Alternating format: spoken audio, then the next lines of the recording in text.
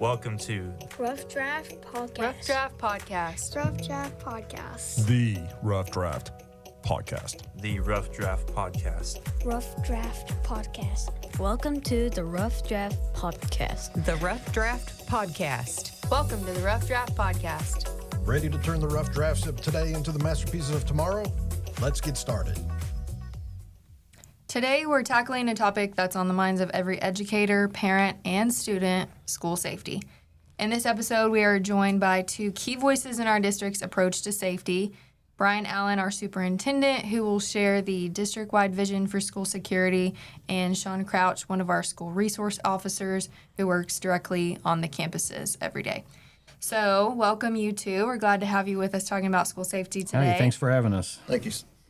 So, let's dig in. School safety is a top priority for any district. So, from y'all's perspectives, why is it such a critical focus for schools?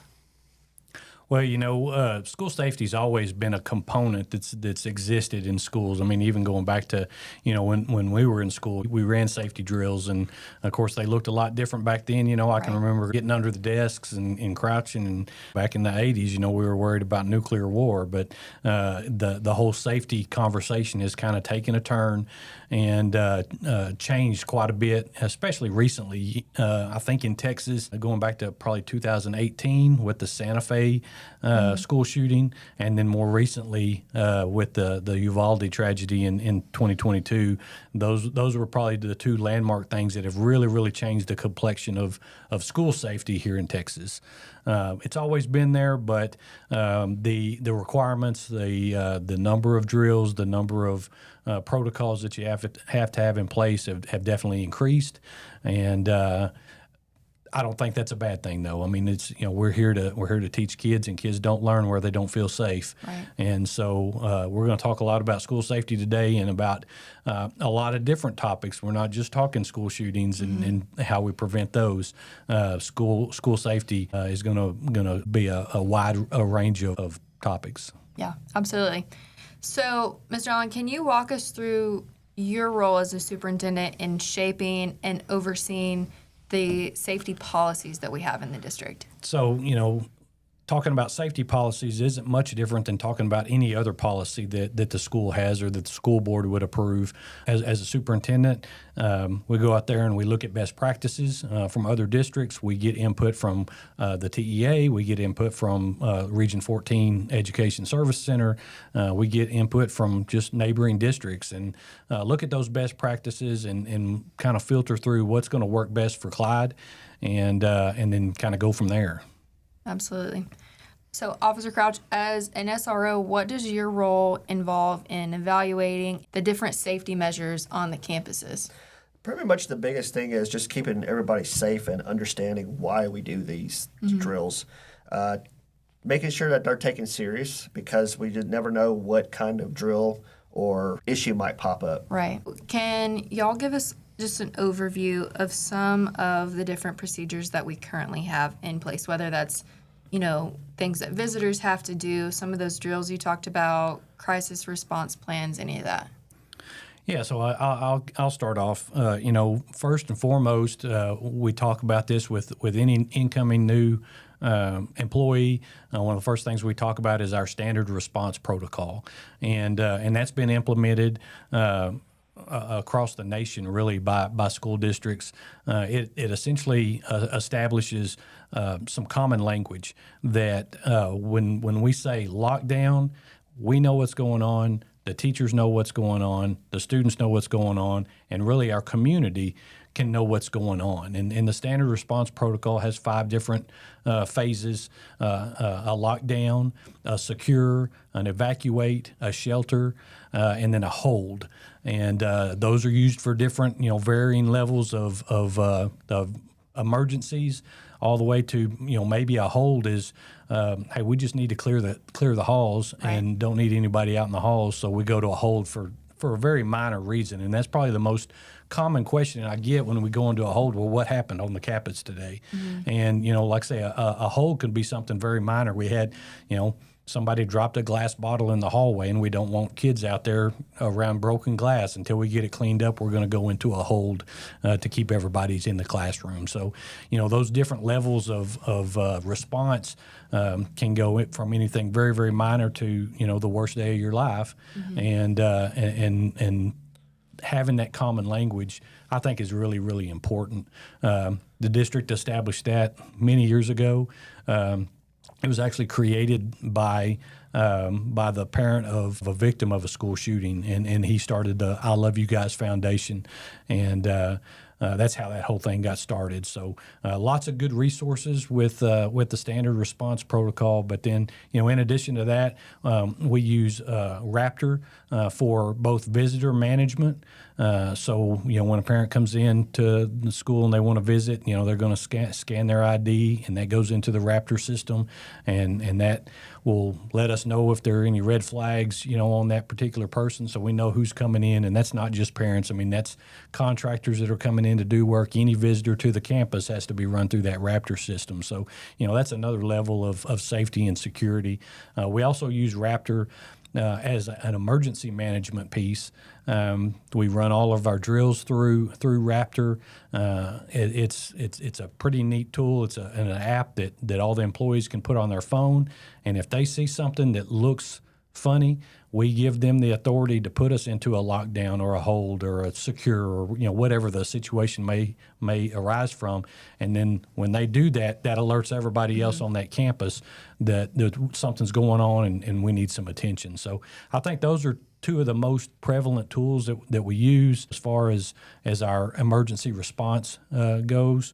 I feel like we do a good job of, making sure employees are looking at people in the hallway. And I just got stopped yesterday because there was a janitor who didn't know me on one of the campuses, and he wanted to make sure I had a badge and I was supposed to be there. And I said, hey, no, I appreciate you stopping me and making sure that I wasn't an intruder, and, I'd rather you be safe than sorry. And so I thought that was kind of cool that, everybody knows to do that and check for those things. So Absolutely. That's definitely important.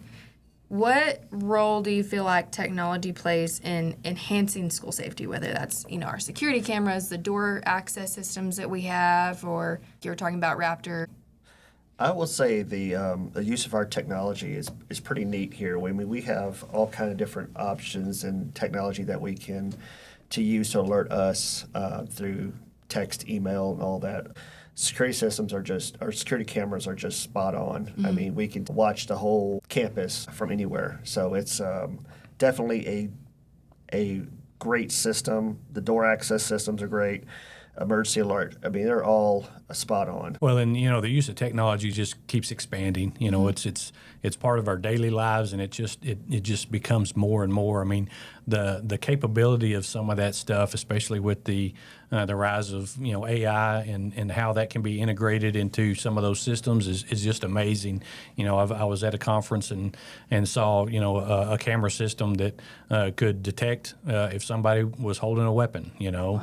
And just some of that stuff is so it's neat. It's something you hope you never have to use, but having that capability out there, it's just going to continue to improve and to make school safety and security a more efficient process. Mm-hmm. And part of that too is, maybe not the first thing people think of when we talk about school safety, but we have content filtering, and so there are people set up through workflows who get alerts if a student is searching a particular thing or writes something in an essay that, the counselors and the principals are going to know those things and be able to have a conversation with that kid and hopefully address it ahead of time. And I feel like that's probably not what everybody thinks of, when you talk about safety, we're thinking about securing the facilities. But. Right, and to add on to that, I mean, we have that filtering piece that's being monitored, but we also have the anonymous reporting tool that's on the website. 24/7, a student, a parent, a community member can go to the website and fill out that form and make an anonymous or they can identify themselves, but they can make a report if they hear of something or if they see something that could be concerning to the district or involving, student safety in any way. I mean, that's out there too, and that's been around for a while, but just the capability to be able to do that and not have to wait till 8 o'clock the next morning when the office opens up and physically go up there to try to report something. You can do that at any time of the day. Yeah, absolutely. So obviously, we're fortunate enough to have school resource officers, and you guys play an important role in our school safety plans. How do we partner with other local law enforcement? What does that look like to ensure that we have a strong safety presence? So this is the first year that I became a security resource officer, and my job is to protect the kids. However, I like to educate them more. Why are we in this? Why are we in the school? What's our purpose? What's our role? I have, we have kids that are 4 years old all the way up to 17, 18 years old. So talking with some kids you have to kind of fluctuate how you talk to them, either with pictures, words, and I have usually books, especially for the younger kids, and kind of tell them why we're there. Being a police officer and being around in the schools, it could be intimidating by some of the kids, either the older kids or the younger kids. And most of the kids love me when I walk through. Of course, I have stickers and I give them and stuff, but it's just a way of us, communicating with them, talking with them, let them know, hey, if you see something, say something. Right. I mean, it's things like that get us the word out so we can protect and do things to that nature. So, and then we also partner with other agencies, our sheriff's department, our highway patrol, other agencies outside of our county to help, making sure that if there is an incident on our campus, that we all know where to go. So that's kind of the ways that we also partner with other people too. And I'll say this: our relationship with the Clyde Police Department is fantastic. Officer Crouch does a great job for us. It's the common person kind of thinks of a school resource officer as just kind of a presence, and that can be a deterrent in itself. Just having that police car parked out front or having him in uniform walking the halls. But he does a great job of making those relationships with the kids, and that's even more important to me, I think, than just the physical presence, because once he's made those relationships, hey, the kids are going to feel comfortable coming to him and talking to him about some things. And we're probably going to get into this in a minute, but school safety isn't just about protecting the physical envelope of the school. We're talking about bullying. We're talking about mental health. We're talking about some other things that the kids need an outlet, and they need to have somebody to go talk to. And we have a great staff here who makes those relationships, but having Officer Crouch here as another outlet for that has been really, really great. And what he said is true. Just being that liaison between the school district and the police department, and the school district and maybe the sheriff's office, when those needs arise, is a huge help for us also. That's one thing too, is the children, no matter, I call children anywhere from 18 and below, they get scared a lot. They're afraid to talk. They're afraid being out of the community. Either if I'm here in the school or if I'm out on patrol, I stop and talk to them. Say, hey, what's going on? What are you doing? And, they'd be like, hey, something's going on down there. Can you, or to the thing that just being involved with them, and because we might be the only type of parental adult besides the teachers that have contact with them. So we try to make that as pleasant as possible with them and make them. I enjoy having fun with them, and I think that makes it even better for our community relations too. With them. Just talk with them. Don't judge, just talk. No, I think it's really cool that you're building those relationships. And I know you were telling me before that, you're at the track meet and, just having a presence there, and those kids have seen you, so they know who you are, and football games and stuff like that. Even at the football games, and even yesterday, even the other schools are like, hey, Mr. Police Officer, can I have a sticker? And I was like, sure, come on, I'm a people person, and I enjoy meeting new people. I might not remember your name, but I'll remember your face Yeah. pretty well. And that's one thing that when I became a police officer is presence. If you get the presence out there, people will choose not to do crazy things. Yeah. So, and that's what Superintendent was saying. For sure.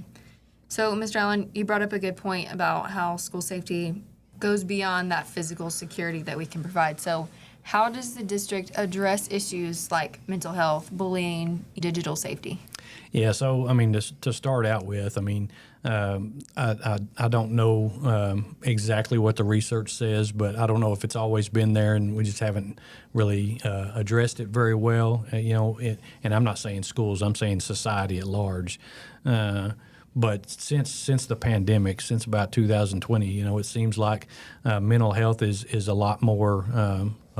We're a lot more aware of those things, and we have children who struggle with that, and I think they have parents who struggle with it at home, and so first and foremost, I mean, we have those policies in place that the board's approved that kind of sets forth our procedures and our practice. We have things that we have a great counseling program with our counselors, who handle the bulk of that. We have, our administrators are trained, and we have behavior threat assessment teams on every campus, and they go through that training, every year to stay updated on how to deal with those different things, because having a policy in place is one thing, but once you start dealing with it, you find out real quick that every situation is different, and it's hard to have a policy that addresses every unique situation. So having the right people in place to understand and know how to handle those situations, I think is key for a school district, and we've got great people in place. Yeah, I agree with that. So when it comes to different crisis situations, you talked about, that there's 5 different types. Let's say, a lockdown versus it's just severe weather, or maybe, somebody's having a seizure, or like you said, there's broken glass in the hallway. So what do we do to make sure that the kids are prepared and they know the difference? Like how are we facilitating drills and things like that? So, each campus does it a little bit differently. They do age-appropriate drills, so what goes on, drill-wise at the high school is going to look very different than what goes on at the elementary school. But the key there is to make the students, make them aware that, hey, when we go into one of these things, hey, you need to listen to the adults, because they are the ones that are most knowledgeable about what's going on. They're going to be the ones that are getting those communications from either the campus administrator or from outside, from one of us, one of the safety team, and they need to listen to those adults in the classroom. And I think that's very easy to get that across at the elementary school. Hey, as those kids get older and they get into high school, they're a little bit more independent, and they kind of want to know what's going on and whatnot. I don't think it's wrong to let them in on some of those details too. Hey, this is just a drill, okay? Or everything's fine. We got broken glass in the hall. We'll get it cleaned up and we'll be right back out. So knowing and I've got this in my notes to say later, but I'm gonna go ahead and say it. Hey, we can never run enough drills. Right. We it seems like we run them all the time. Every time a drill goes off, I have a thing that goes off on my phone, and it seems like we're running them all the time. We ran 2 yesterday. Right. But you can never run enough. I mean, you can never, it's like having those policies in place. You can never drill for every possible situation. So we try to drill for general things, and then just going through those practices over and over and over. It's like, shooting a free throw, the muscle memory gets established, and hey, you just know that when that thing goes off on my phone, this is what I do, and the more you do it, and the more comfortable your staff gets with it, the more comfortable the kids will get with it, and then we're ready to respond and when it's the real thing. Mm-hmm. Absolutely. No, I think that's very important, and making sure that kids feel safe and they know, like you said, that hey, this is a drill, or maybe it's not, and for the teacher or the adult in the room to say, okay, this is what's going on, and communicate that. Right. That way they don't panic, because then, their they get scared mind isn't real going to, easy. like they're not going to be able to learn the rest of the day Yeah. if they, got that security taken away first thing in the morning because. It could definitely make or break the day. If you get a lot of scared children that crying and stuff, it could ruin their day. So we have to be very careful with doing it properly, but also doing it safely and making sure that the kids are okay also. Yeah. Hey, and a very important piece to those drills that gets overlooked sometimes, I think, just because, hey, we run the drill and we're ready to get back to class, but, the after action report is very important, hugely important to learning from the drills. And if, for those of you who aren't familiar with what that is, hey, we run a drill and then afterwards, hey, the safety team or the administrators get together and, hey, what worked well? What didn't work well? What can we learn from the drill that we just ran, and how can we make it better next time? And just taking 5 or 10 minutes to kind of run through those 4 or 5 questions can really, really make your drills more effective as you move forward. And I think we do a good job of that here. Also, with usually when I'm walking with the principal or assistant principal during the drills, I will recommend hey, make sure this is done right or this right here, and I kind of give them feedback right there on the spot so they're aware of, okay, next time we do it this way and making sure we do it the right way. So Yeah, definitely. So are those reports being done for any type of drill we practice? Tornado, fire, lockdown, no matter what it is? That's the best practice, and whether it gets written down and documented or just a discussion takes place, that may vary on, hey, the success of the drill or not. I mean, if it was nearly a flawless drill, there's no need to go back and write down, hey, this was flawless,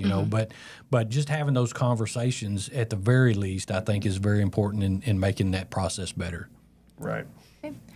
So you kind of mentioned this earlier, Mr. Allen, but school safety is constantly evolving, and we've seen kind of a big shift in the last decade. How does the district stay informed on some of those best practices and strategies that we need to implement? Hey, that's a great question. It has evolved over the last 10 years for sure. What used to be, our emergency operations plan that we put together, that got reviewed every 3 or 4 years, and so it was updated as needed, but there was not the mandate to have it regularly reviewed. In the last 10 years, TEA and the Texas School Safety Center have established that, hey, we have a safety committee that within the district that meets 3 times a year. We have to meet once in the fall, once in the spring, and once over the summer, and we have to look and update that emergency operations plan, or at least portions of it, at each of those meetings. And so that's one of the things that I think can make you stay on top of things, is just the constant review of those documents, and that thing's not short. It's a pretty extensive document because it's got your basic plan, but then it's got 15 or 20 different annexes and appendices that kind of go along with it. Your basic plan is just kind of your broad overview, but then you have a severe weather annex, and you have an active shooter annex, and you have a communications annex, and just a lot of different portions. So just having to look at those regularly makes you stay on top of things. But then, just the resources that are out there. Our Education Service Center over in Abilene does a great job. They've got a safety and security component over there that sends out a newsletter regularly to keep us updated on things. Texas School Safety Center is based out of Texas State University in San Marcos, and they do a great job of keeping us updated, and they provide a lot of the training. I mentioned the behavior threat assessment teams that we have. They do their training through the Texas School Safety Center, and they have a lot of resources from spanning not just physical safety, but they have some mental health resources, and they have anti-smoking campaign and some different things like that that are very useful.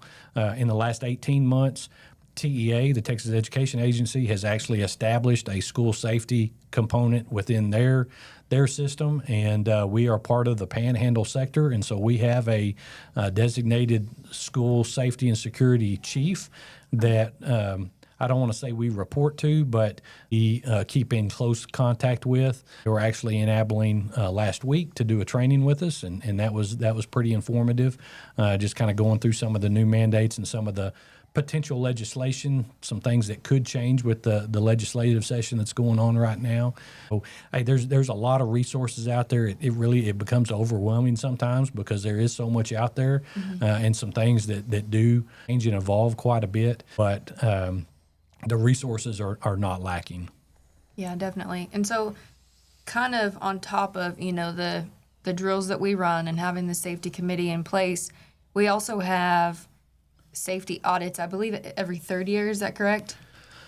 So this is one of the evolving and ever changing things. So for a long time, we've had a school safety wide audit done every 3 years. In the last year, new legislation has been put into place that we will have a district vulnerability audit every 4 years, and the DVA is what they call it. The DVA is really just looking at physical security. I mean, are your doors locked? Do you have like a visitor management system in place? And just basically the physical stuff. So that's every 4 years. The school-wide audit is going to take a lot broader look at things. They're going to look at your mental health policies, and they're going to take a look at your emergency operations plan and a lot more things. But that is every 3 years. Another audit that has come about just in the last couple of years are our intruder detection audits. And every campus has at least one of those every year. Okay. So members of the service center has a team of folks that go out and visit the schools, and they're testing to see if an intruder can get into your building and how easily that would be. And they can be pretty sneaky about things sometimes, and that's their job. We want to be tested to make sure that what we have in place is working, and that's a great way to ensure that.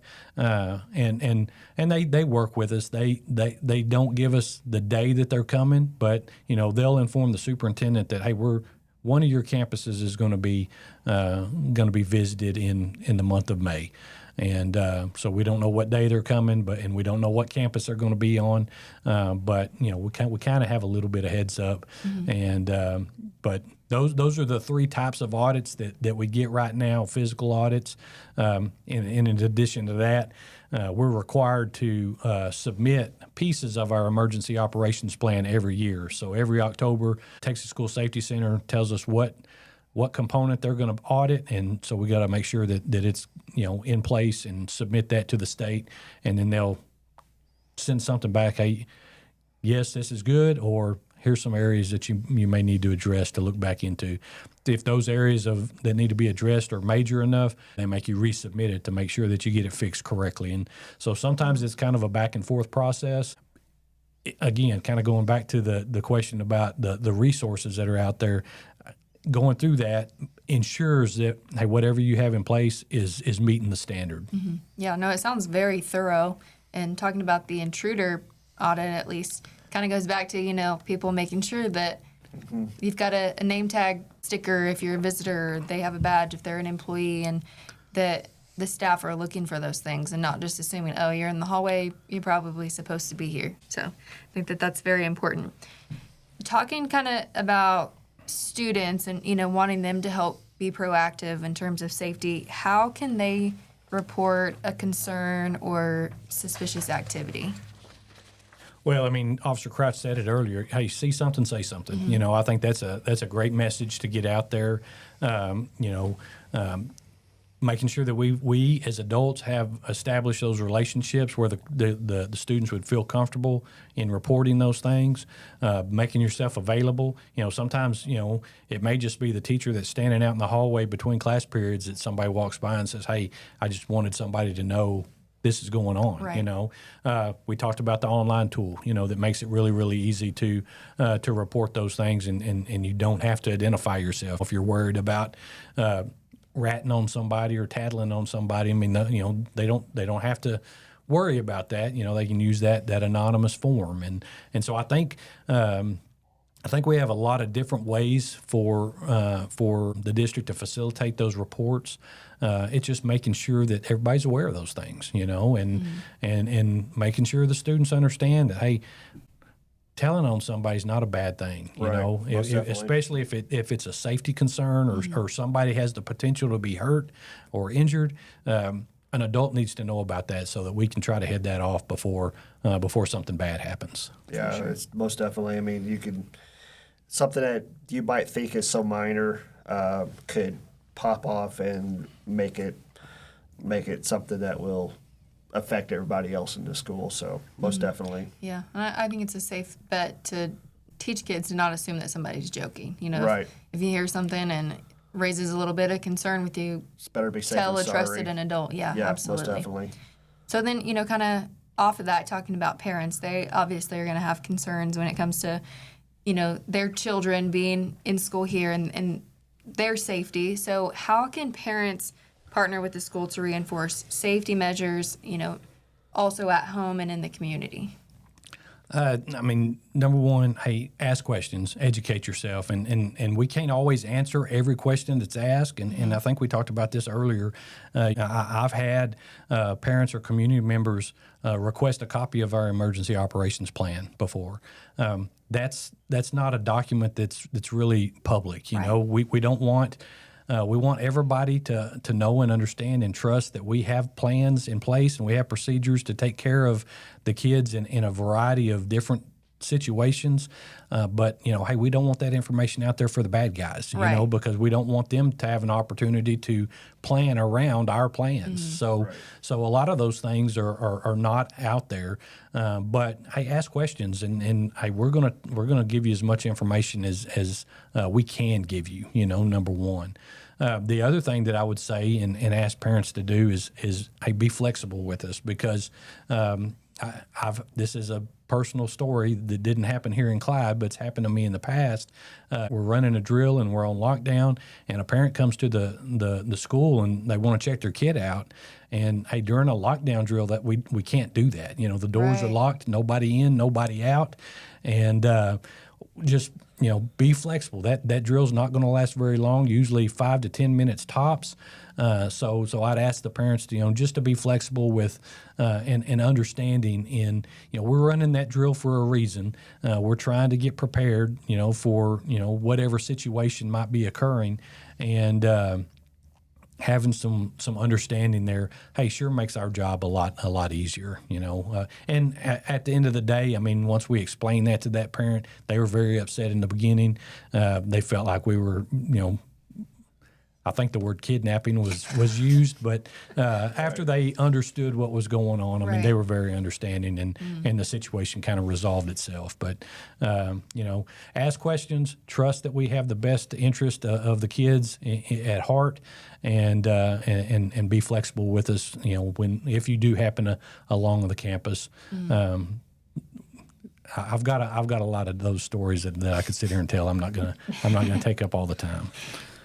Yeah, well, and I think that trust piece is huge because, like you said, we can't disclose everything because there are certain things that only a set of trained individuals need to know kind of what the plan is. But we're also in a unique situation, right off of the interstate here in Clyde. And so there could be instances where maybe, the school goes into lockdown because there's a police chase, and it doesn't really have anything to do with the school, but just because of our proximity, we're being cautious. And I feel like just trusting that you are going to do a good job communicating that whenever we have that information to the parents, that it's not a school situation. And so just knowing that you'll get what information we can provide you when we can. Absolutely. I think with the parent square, it's actually beneficial for the parents and the teachers and the staff to, say, hey, this is what we're doing. So you kind of educate the parents too.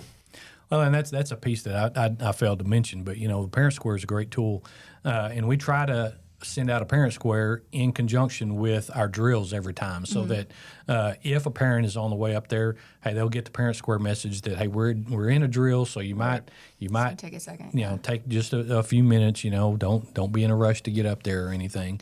But having, and I'll say this because I try to say this quite a bit when I talk about Parent Square. Hey, parents, be sure that your information is updated at the school, because that's the information that's going to get pulled into Parent Square, and that's the information we're going to use to send those messages out. So always be sure that your information is updated. If you change cell phone numbers or carriers or whatever, you change your address, be sure that you get that information sent to the campus. Definitely. And you kind of talked about this a little bit just with some of the audits and things, but are there any upcoming changes or improvements to safety policies that the community should be aware of? So the legislature is meeting right now, and I'm always a little cautious about speculating on what they're going to do, because you never know what they're going to do.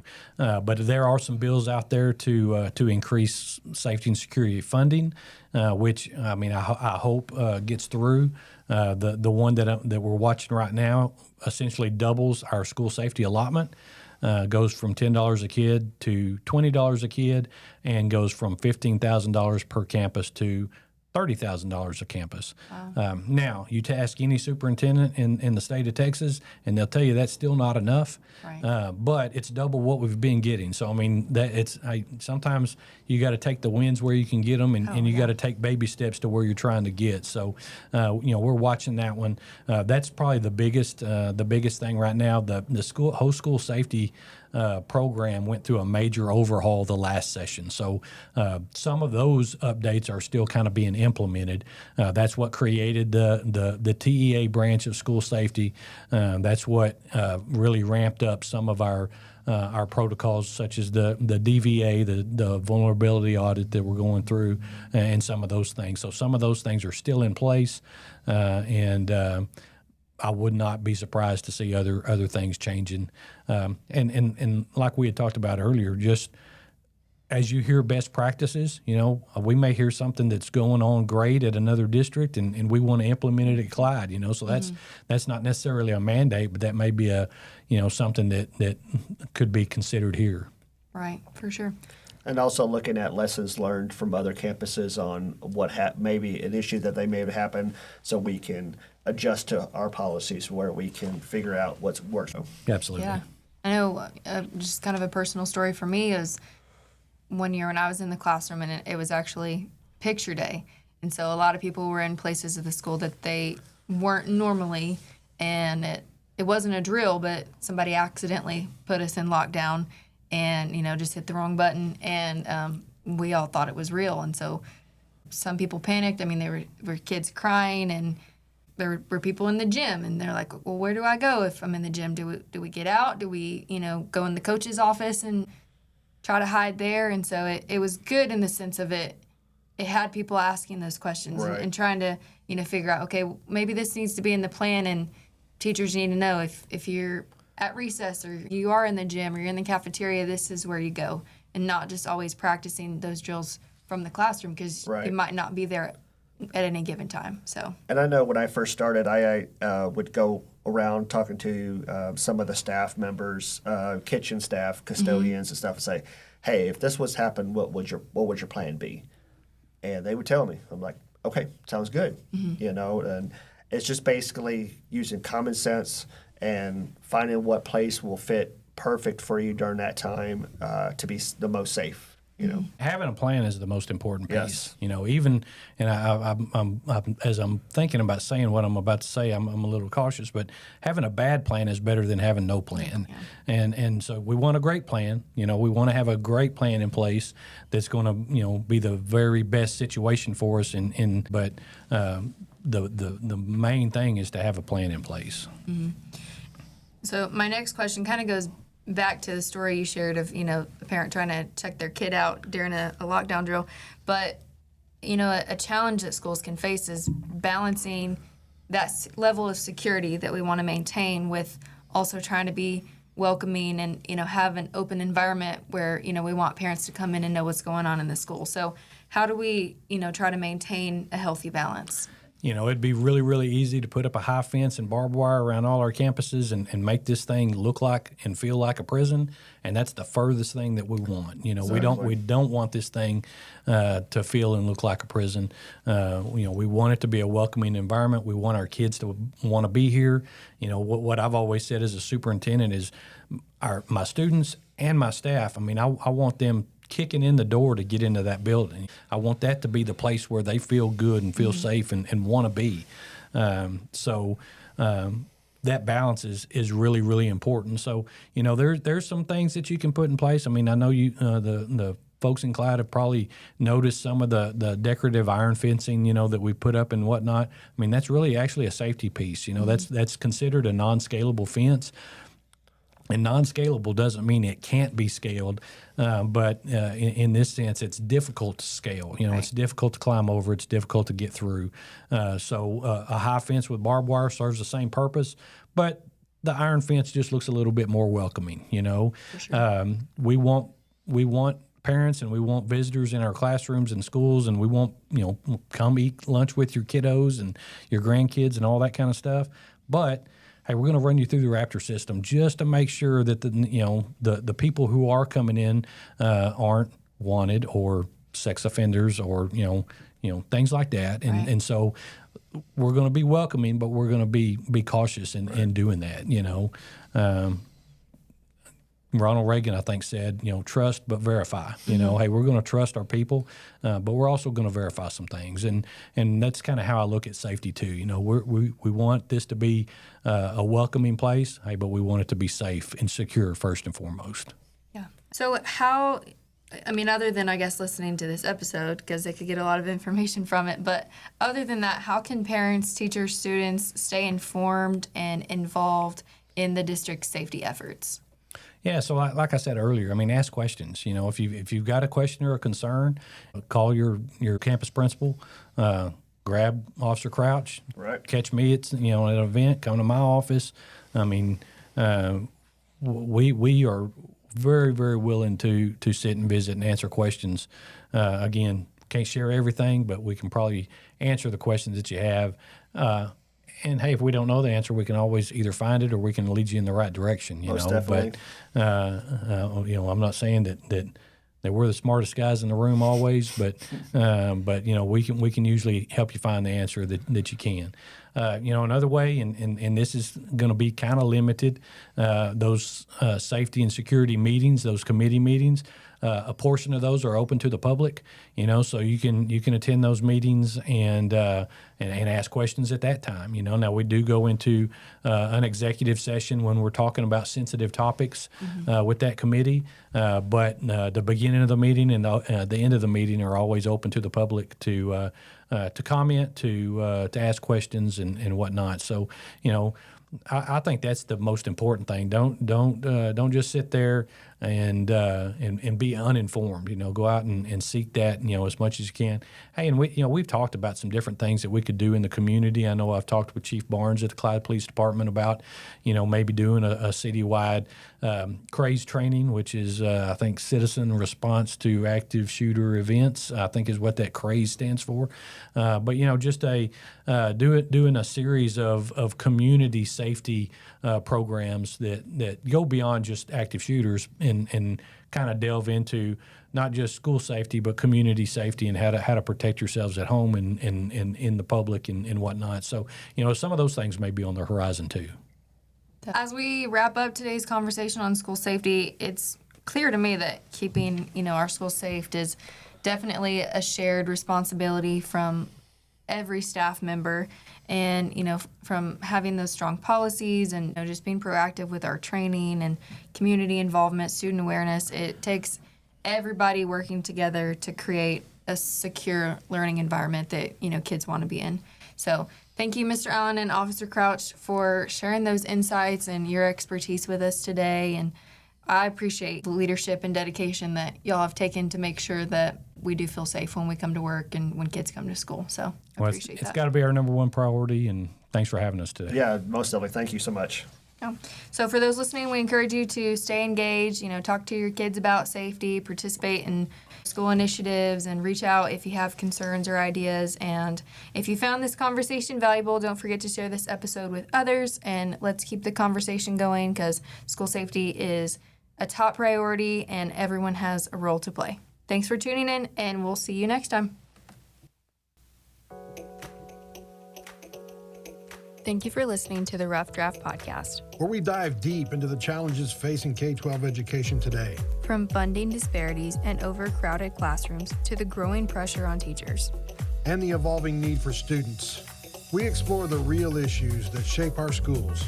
Whether it's the fight for equitable resources, the impact of standardized testing, or the struggle to meet the diverse needs of learners. We are here to bring the conversation to the forefront. Join us as we unpack the critical topics, share insight, and brainstorm solutions to build a better future for education.